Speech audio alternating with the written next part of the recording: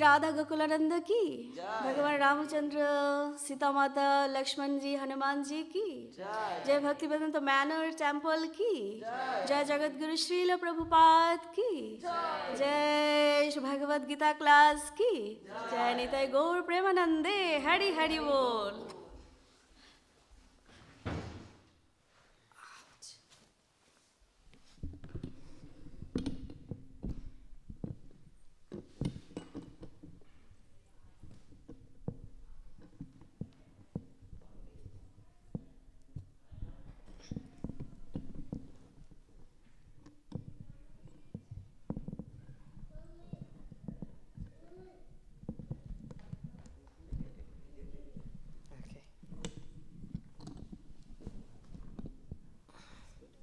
Yeah, this is fine.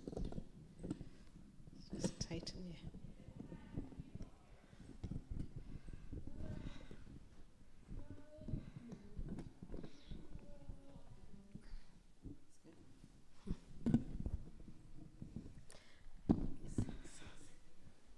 Hare Krishna.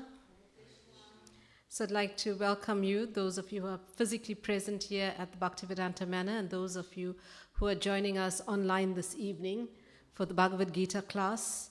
So today I've been requested to speak from Bhagavad Gita, chapter 6, text 6. So Let's start by reciting the prayers first. Om Namo Bhagavate Vasudevaya. Om Namo Bhagavate Vasudevaya. Om Namo Bhagavate Vasudevaya. So those of you who have the Bhagavad Gita in front of you, it's chapter 6, text 6. The print is really small here, so I'm just going to follow from my laptop.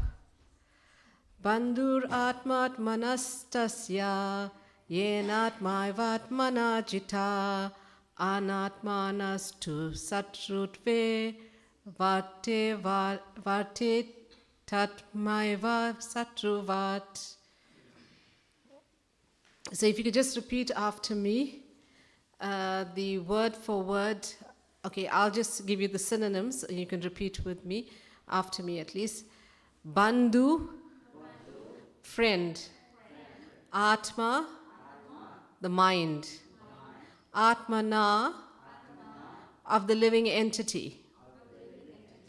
Tasya, of him. Yena, by whom? Atma, the mind. Eva, certainly. Atmana, by the living entity. Jita, conquered. Anatmana, of one who has failed to control the mind. Tu, but.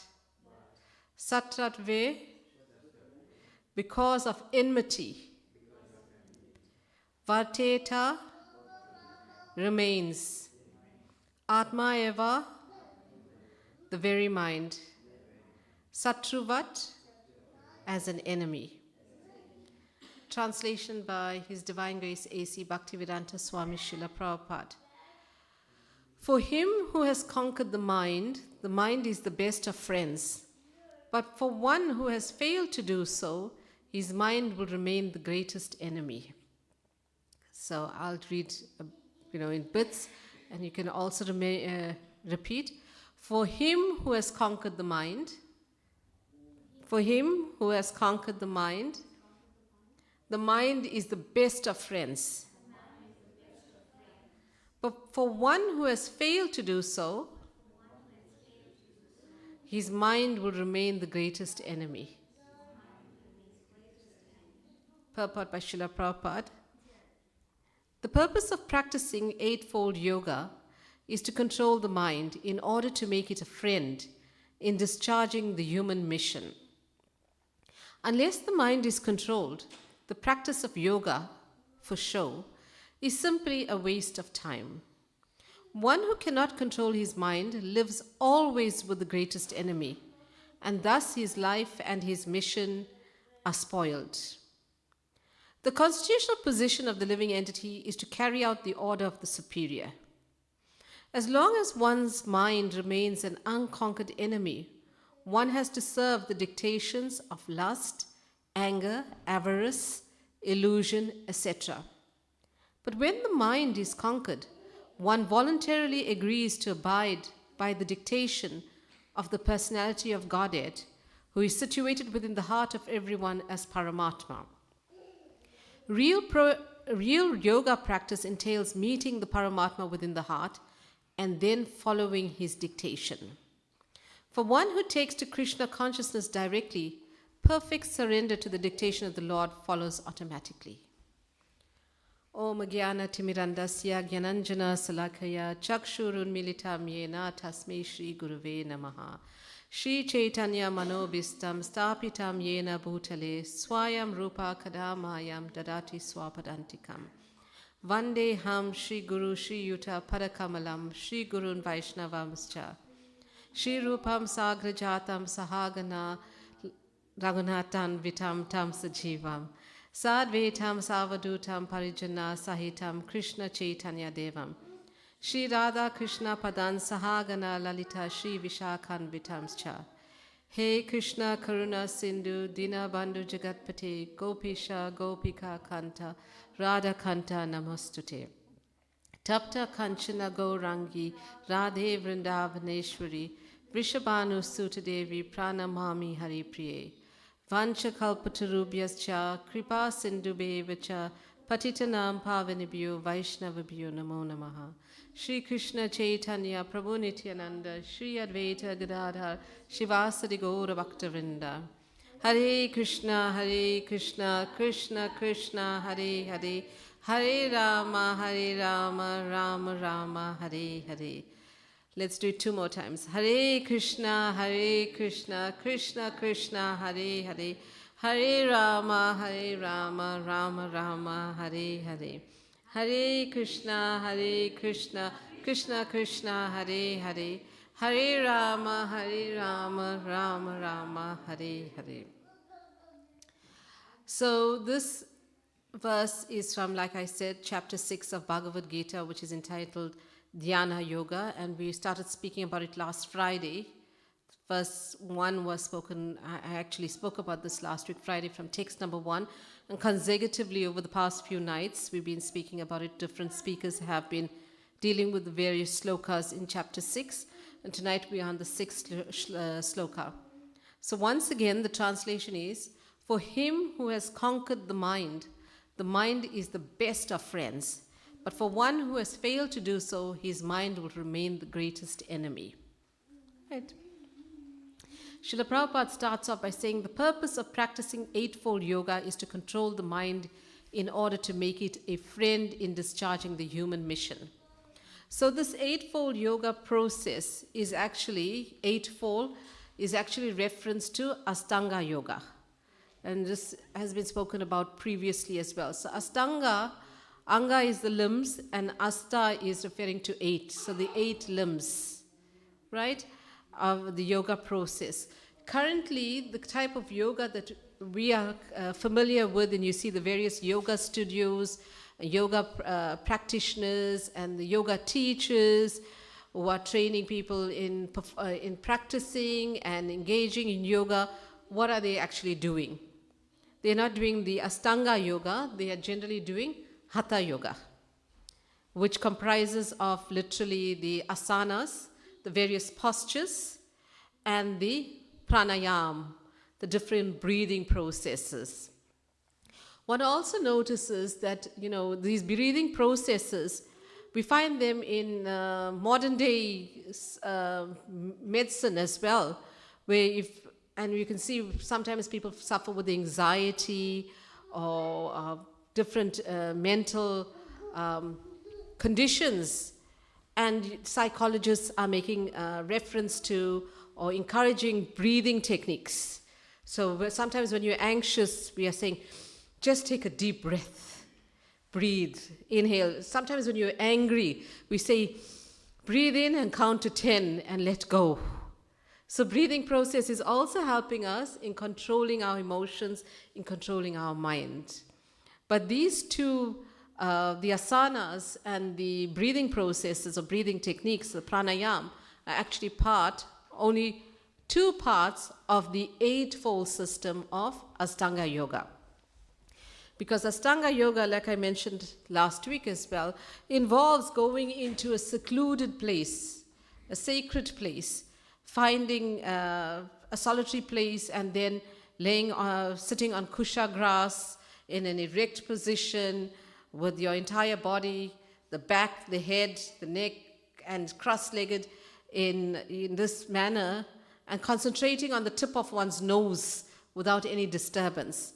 So the eightfold processes there are actually yama, which is the do-nots, all the things that you should not do, niyama, those behaviors and those things that you should be doing, the sana, which is the postures that I just mentioned, the pranayam, which is the breathing techniques, pratyahara, which is taking the mind and senses away from that which is not good for you. So taking the mind and senses away from the sense objects.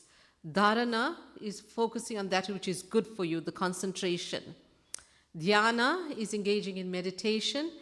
And then one should ideally be reaching the samadhi stage of spiritual tranquility.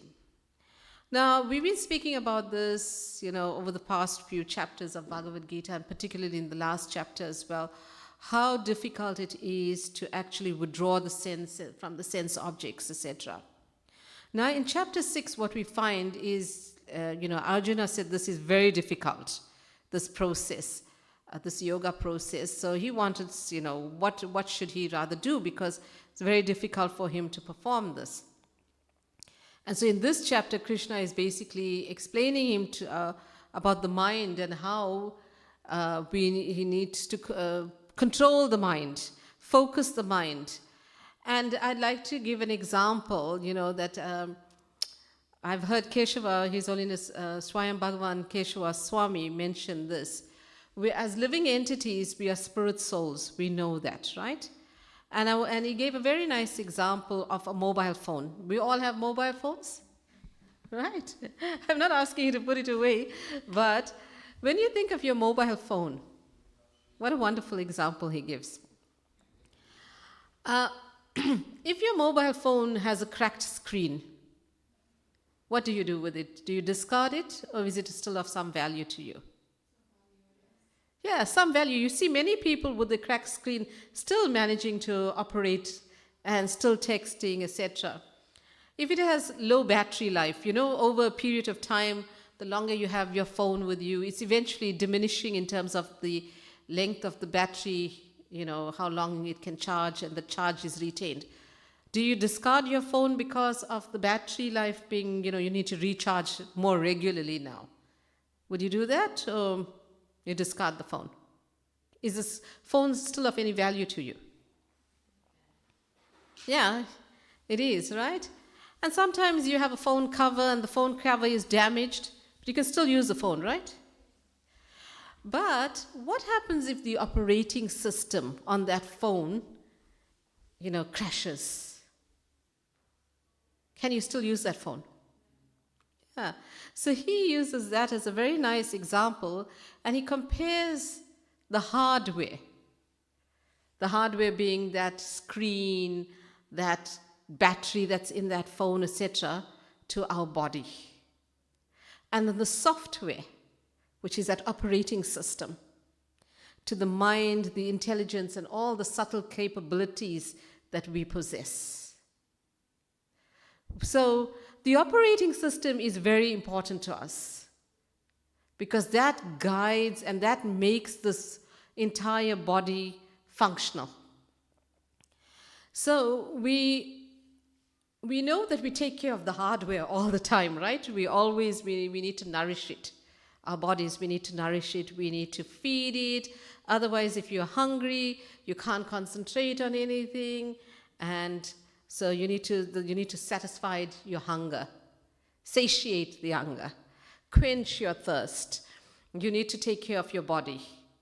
So most people to take care of the body, and particularly New Year's resolution would be, this year I'm going to lose weight. It's almost number one, I think, of everyone. If they had to do a survey in terms of New Year's resolution, what would be the number one resolution, or the majority of people make, would be going to the gym. I'm going to lose weight. That's my resolution for this year. So we understand that we need to keep our bodies fit and active, and I think the gym is the place where everybody goes to keep active and keep fit. But that's taking care of the hardware, right? So how are we taking care of the software? The mind, the intelligence, and that which controls the senses. There's no place, right? There's no gym for all of these things.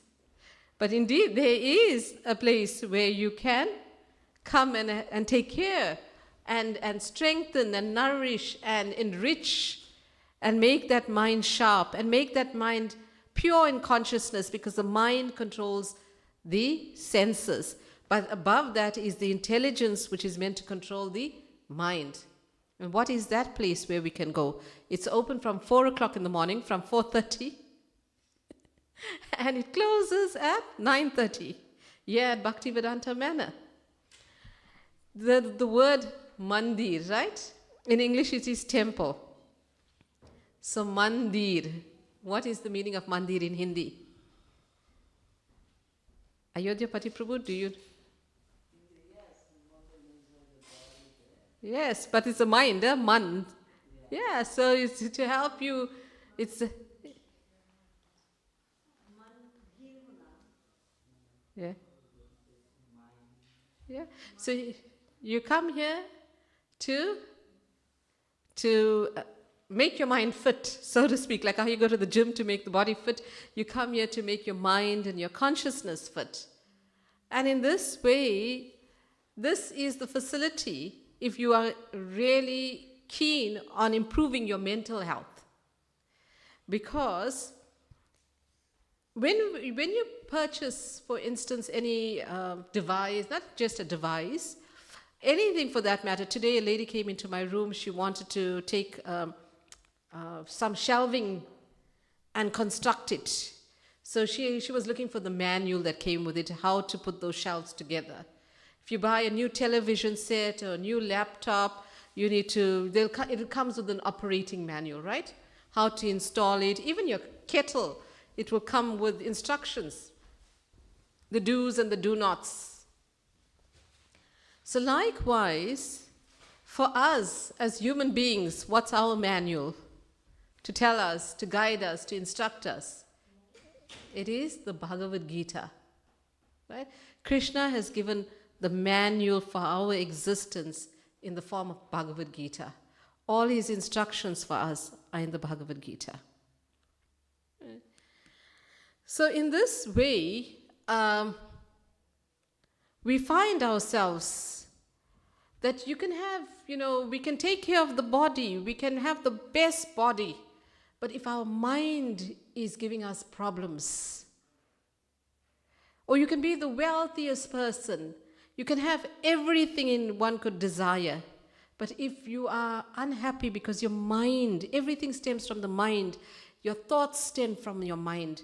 If your mind is giving you problems, you are contemplating about this.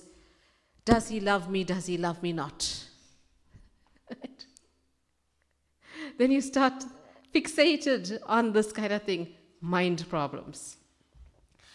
Oh, how am I going to meet my bills at the end of the month? I've got schools reopening on Monday, so I'm not sure if I need to get, I'm going to be back to that, rat race of morning traffic, dropping off, school lunch needs to be prepared. All these things, eventually these thoughts come, you start planning, and then they become overwhelming. And then sometimes it's, it leads to frustration. And then we have these thoughts, all these desires. Mind wants to do this, wants that. I'd be happy if I got this. If only I had the latest iPhone, I would, people will think of me as being, wealthy. It comes with prestige. It comes all these things that we start hankering for, and we think we'll be better respected for all these things in life. We'll have, we'll be running in certain circles, our social circles, who we associate with, will go up in the hierarchy of social circles, etc. So we contemplate on all these things and hope that these will be the solutions to our life's problems and make us happy. But, so if you have everything but you don't have a peaceful mind, what is the purpose? Sometimes we think, oh, he is my enemy, or she is my enemy, right? So let me just ask you, what makes someone an enemy of yourself? If I had to ask, why would you categorize someone as an enemy? What would they have done or said to you?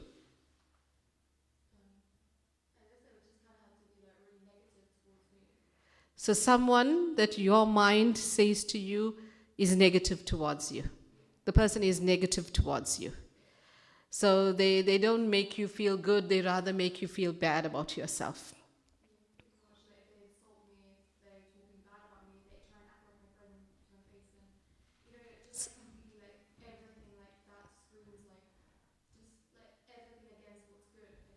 Yes, so someone who's duplicit, who's untrustworthy, Anyone else wants to share who would be an enemy? What type of characteristics would best describe someone you would consider to be an enemy?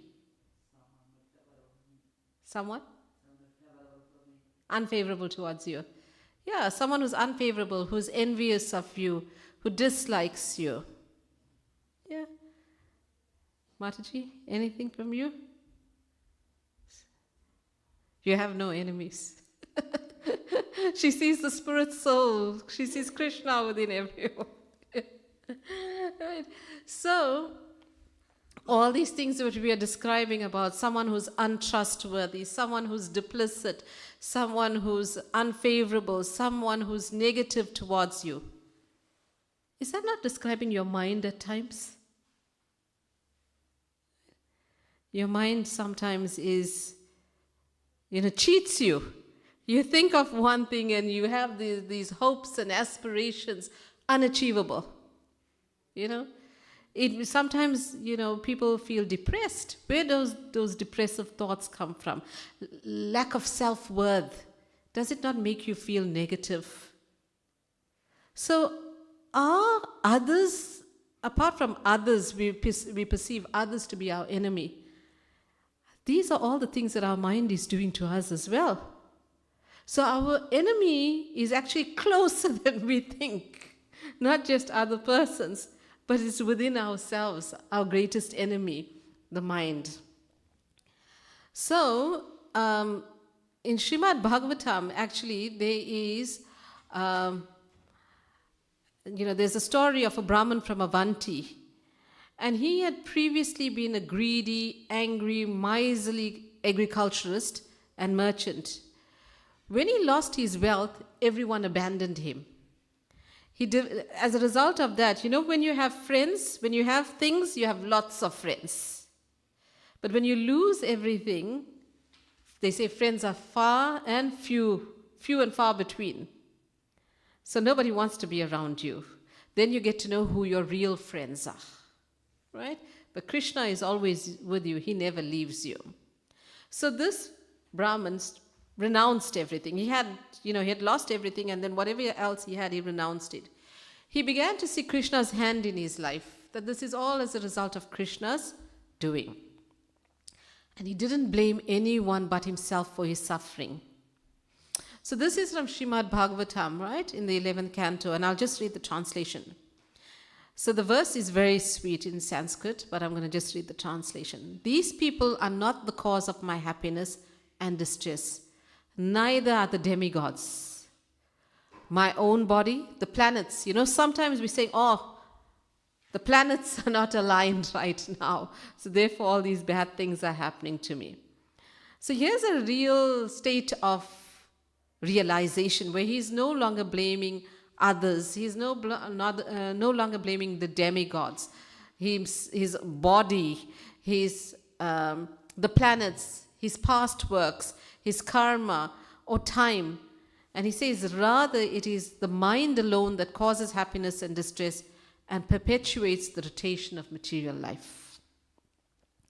If we had to think about the mind again, and look, and I invite you to perhaps later this evening, go onto Google. Don't we do this all the time? Go onto Google and search statistics of divorce as well is also there, high up I'm sure, suicide rates. Why are people killing themselves? They've lost all hope.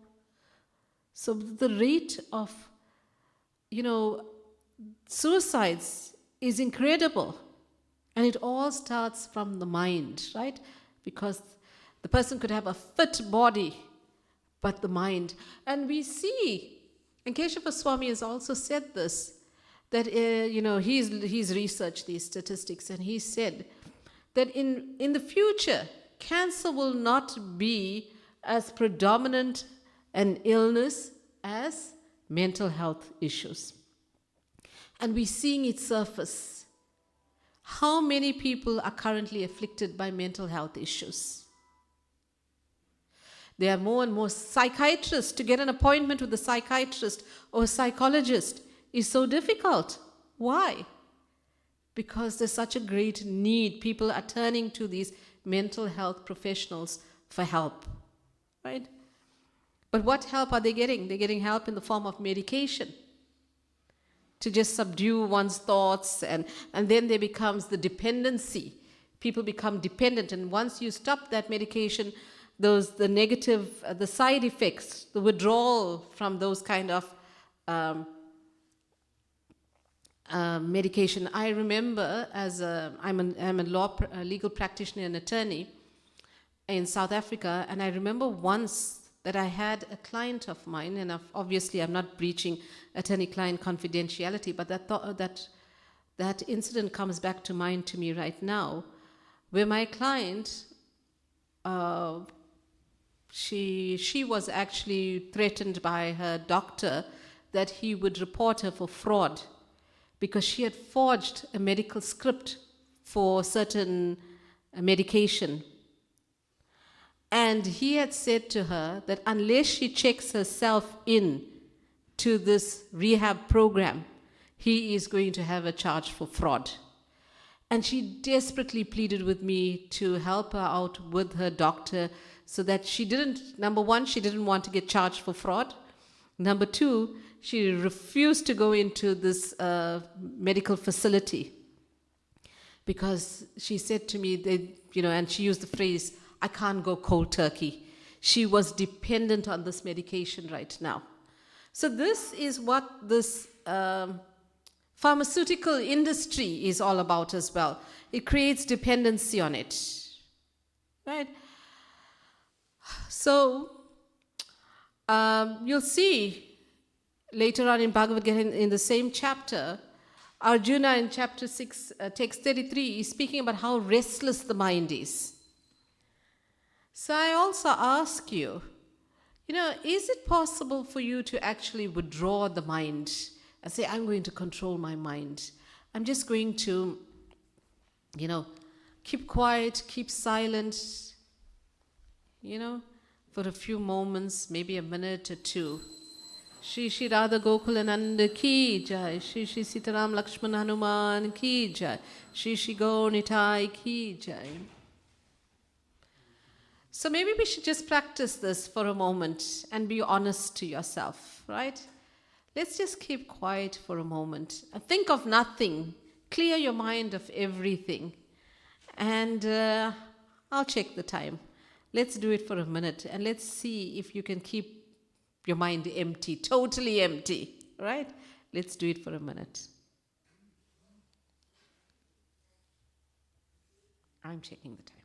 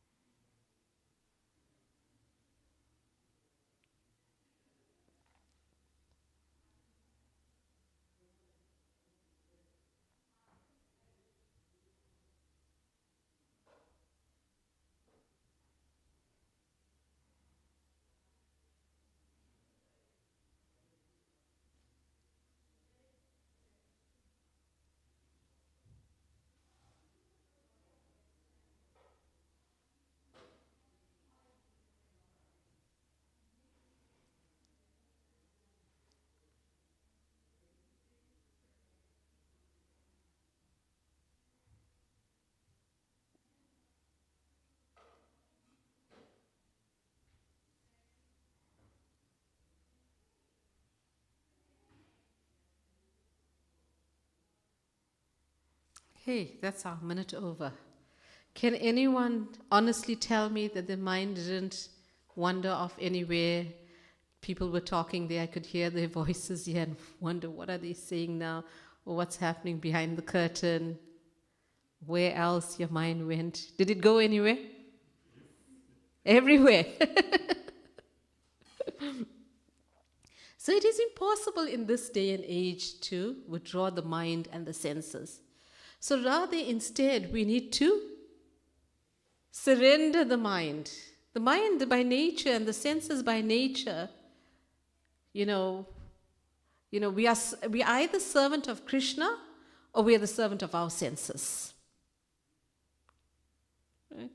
So, and our senses, you think of it, you walk past on a cold day, and we know it's been cold here for a while now, past a coffee shop, and just the aroma of the coffee beans, those coffees, it allures you, and you wish, oh, how nice it would be to have this warm coffee.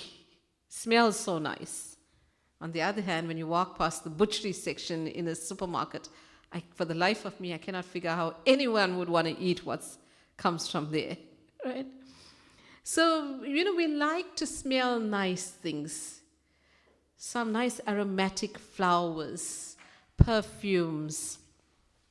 We like to see beautiful things. By nature, these senses are attached to the sense objects. I've spoken about this last week. It's impossible to clear the mind itself. And like I said, Arjuna says in text 33, the mind is restless. In verse 34, later on, we're still going to come to that in a few weeks' time. The mind is described as chanchalam. It's flickering. It's flickering. And he says, the mind is so strong, right? For the mind is restless, turbulent, obstinate, and very strong. O Krishna, and to subdue it, it seems to me more difficult than controlling the wind. Right? So, to Arjuna, to control the wind is easier than controlling the mind. And he was a great warrior. Right? How difficult that must be if he thinks that it's more difficult than controlling the wind. And we know with that little exercise we just did that we can't abstain. That is to just artificially withdraw the mind and the senses is impossible and unproductive. So the mind is also compared to a monkey, right? Think of your mind and think of a monkey. Can a monkey ever stand still? Have you ever seen a monkey standing still for more than a few moments? It's jumping all over the place, am I right? Monkeys. So there's a description given that think of a monkey, and we know that a monkey jumps all over the place.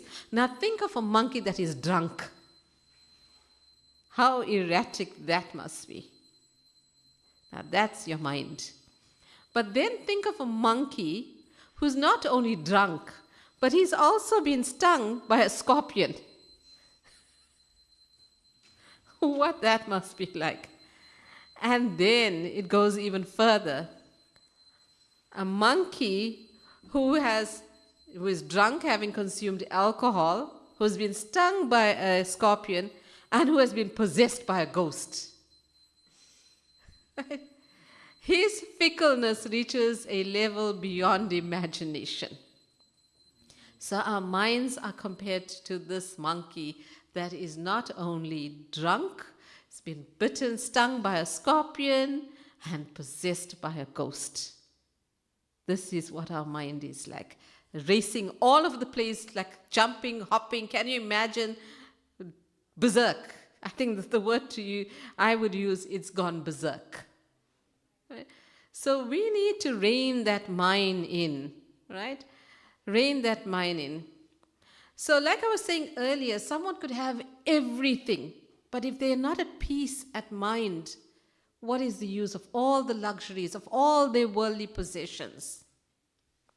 Because the mind dictates and the senses serve the mind.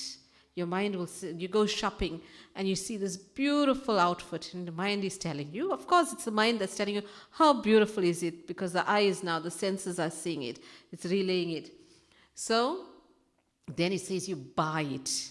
And now you have this internal struggle.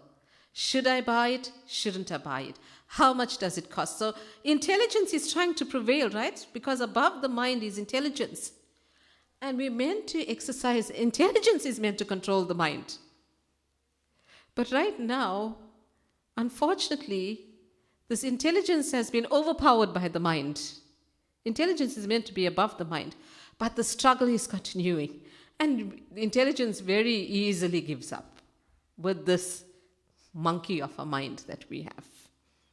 And then we give in to this and temptation, and we go on with this purchase, for instance.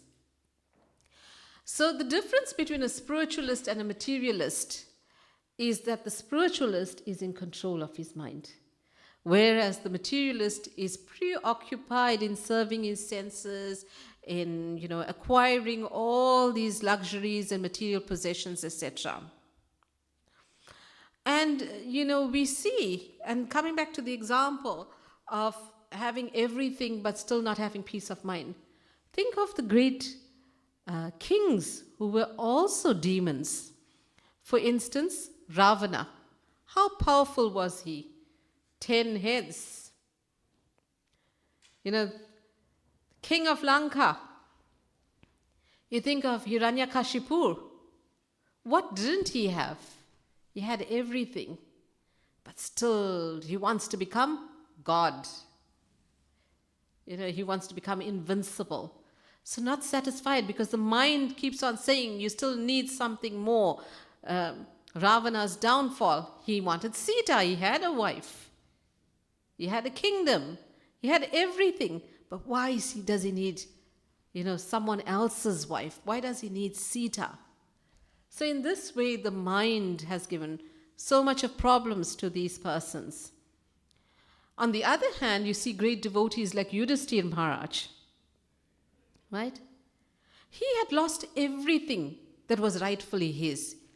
He was cheated of his kingdom, had to go into exile. In the 13th year, had to be incognito, literally, like beggars, the great Pandavas. And 5 sons killed in the dead of night by Ashvatthama. But did he bear any anger, or how equiposed he was with his mind? Because he was a surrendered devotee to Krishna. He was not attached to anything. Even the kingdom, he was dispossessed of what was rightfully meant to be his. And look at the contrast in these personalities. Right? So how do we go about, controlling this mind? Let's go back to the translation of the verse. For him who has conquered the mind is the best of friends. But for one who has failed to do so, his mind will remain the greatest enemy.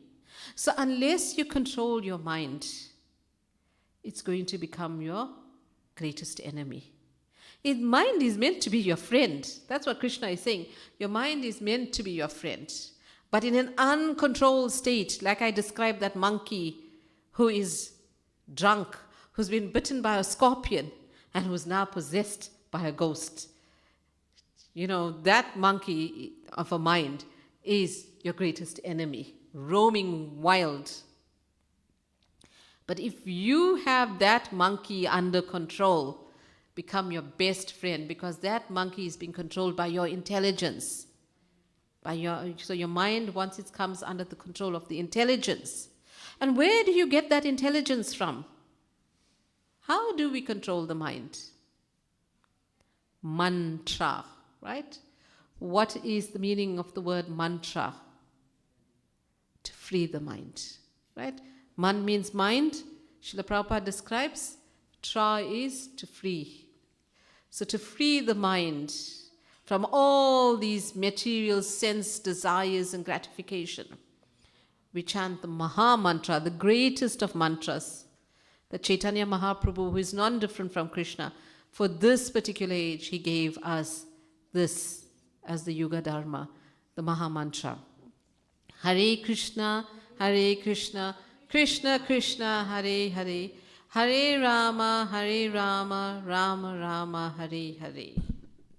Yeah. So, and I think I mentioned this last week as well, the example about the fish out of water.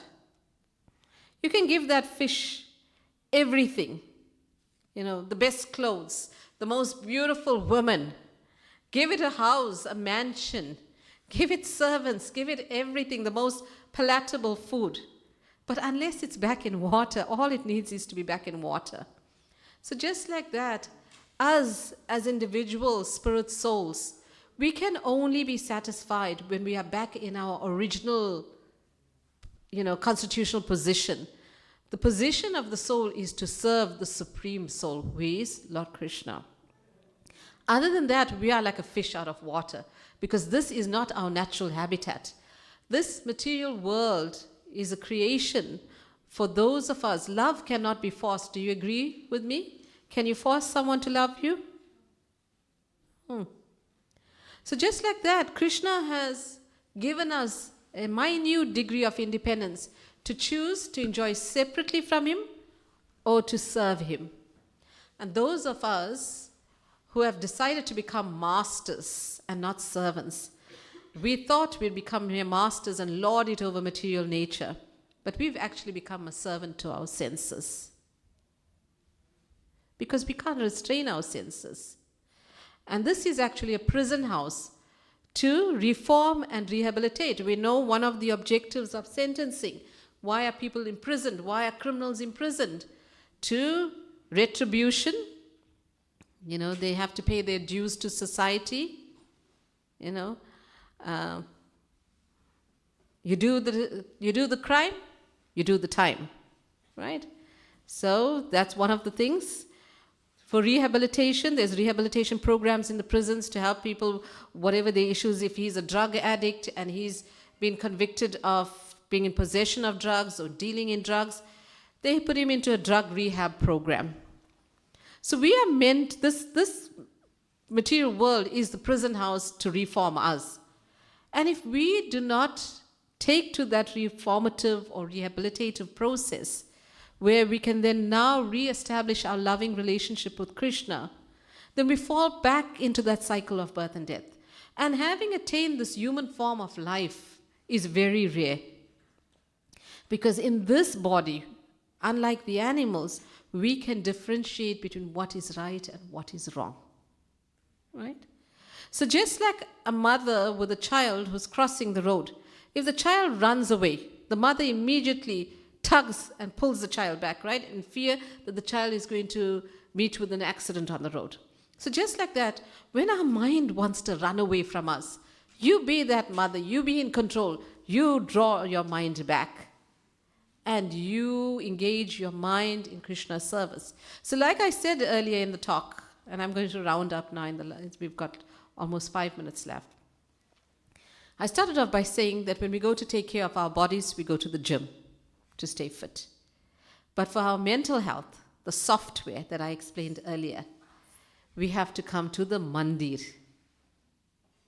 Right? And that is where we take care of our mind. When we come here, 3 important things happen. Right? Firstly, just like yourselves, we get to hear about Krishna.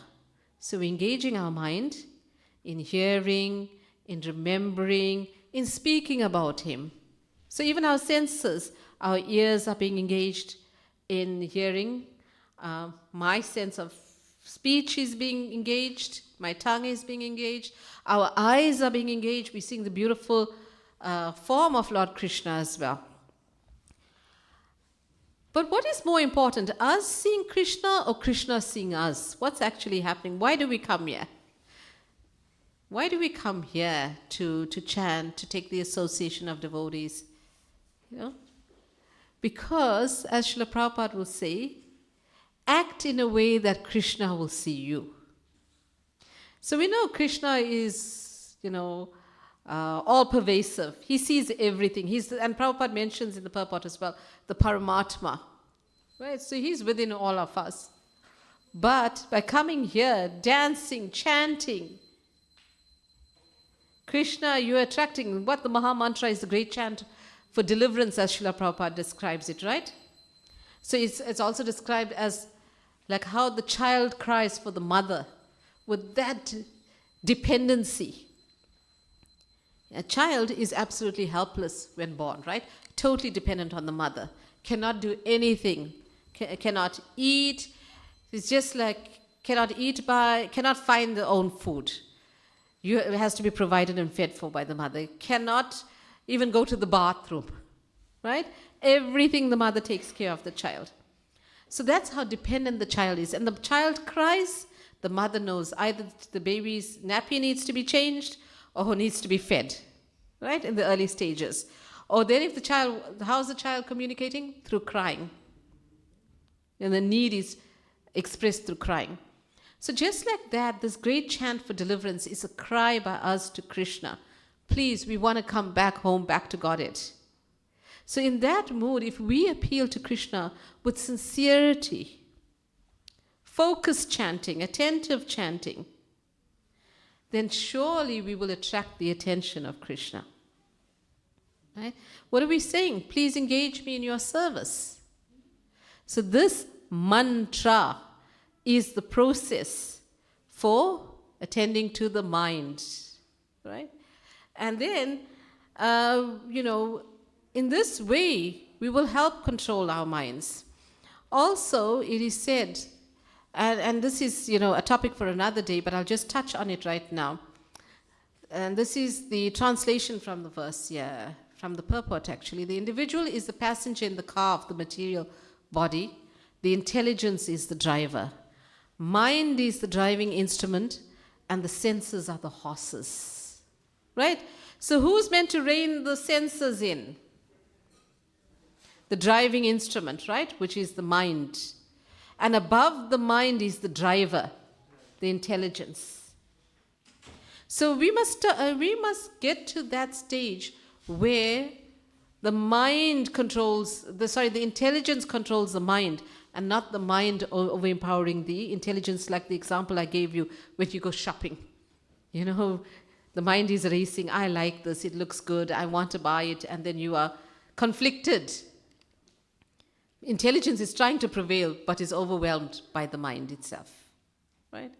So thank you so much. Within a few minutes, we will have the Artik ceremony. Are there any questions, comments, and, anyone would like to share, add anything? Right? So thank you once again for sharing this evening with us here at the Bhaktivedanta Manor. And please do take, like I said earlier, the Bhagavad Gita is the manual for the human species. I mentioned that anything you buy comes with a manual of how to use it. So this body that we have, and how we live our lives, and how we're going to operate this instrument that's been given to us, all the instructions are in here. So if you do not have a copy of the Bhagavad Gita as yet, please get a copy from the book table, from the reception before you leave. Thank you very much. Hare Krishna.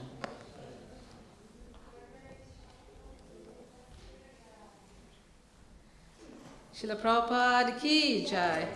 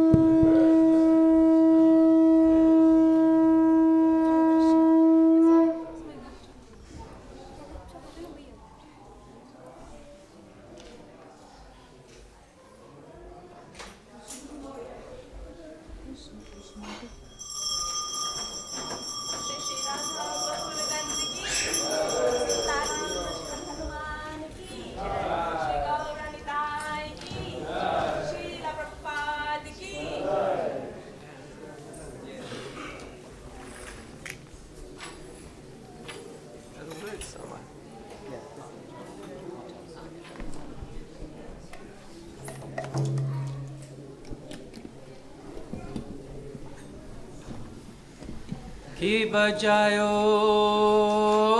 jaya gora chande arotika shobha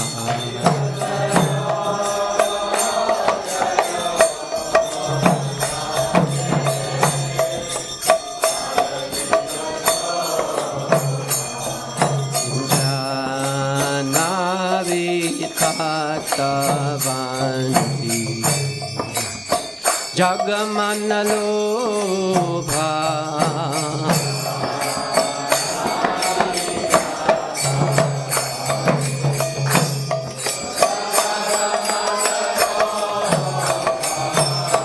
Gorange Aroti Soba Jagajanamanalobha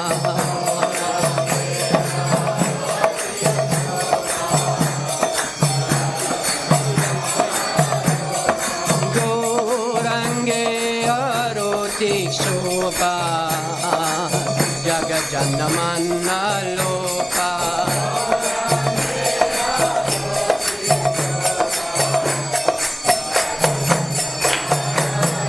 Haribo Haribo Haribo Gora Haribo Nitai Gora Haribo Haribo Haribo Nitai Gora Haribo Dakine Nitai Chan Bamega Dadhara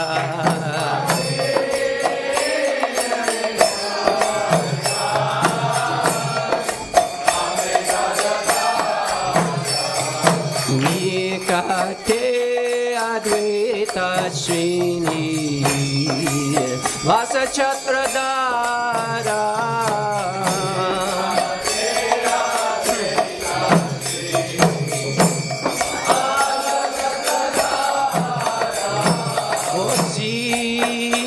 Akshay Gorachand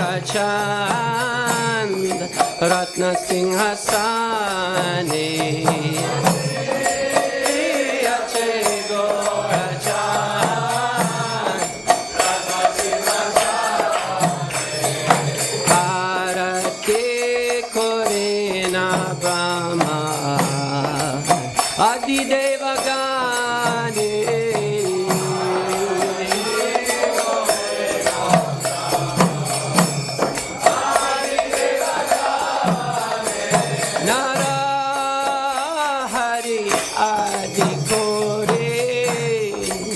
Chamara Dulaya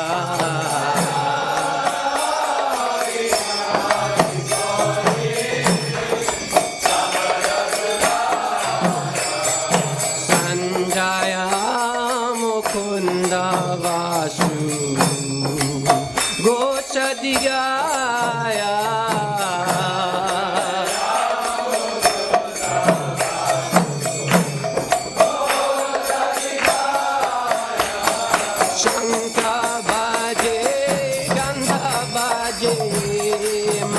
Madur Baje